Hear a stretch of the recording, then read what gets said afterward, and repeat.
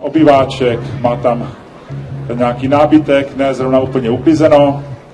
No a co teda udělal špatně, tak v tom svém nepořádku tak odhodil nedopalek, cigarety. No a my jsme se posunuli o nějakou minutku dále a došlo právě k iniciaci nábytku, vybavení, řekl bych, skoro to nepořádku. No ale přece jenom se tady obyvatel domu probudil a snaží se požár uhasit tím, co má po ruce, protože to moc nemá, tak aspoň houbí nebo líbekou, něčím podobným. Takže vidíte, že nebezpečné je právě to, že ne, že by někdo uhodil plamený, ale když nadýchá to.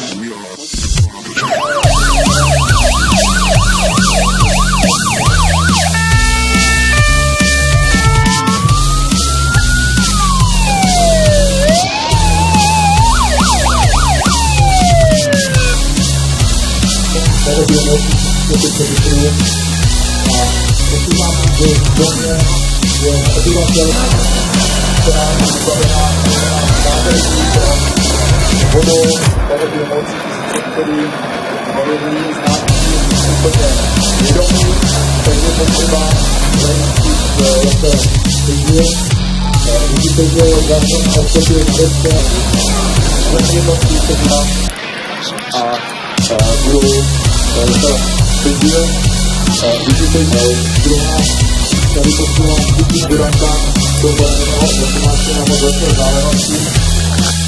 Dám se dá na živě, pravíte, právě vidíte, na to, že máme vždycky a že máte a jinou způsobem, to je nebo vidíme lidé, tohle je situace a můžu si dokonat do bezpečného.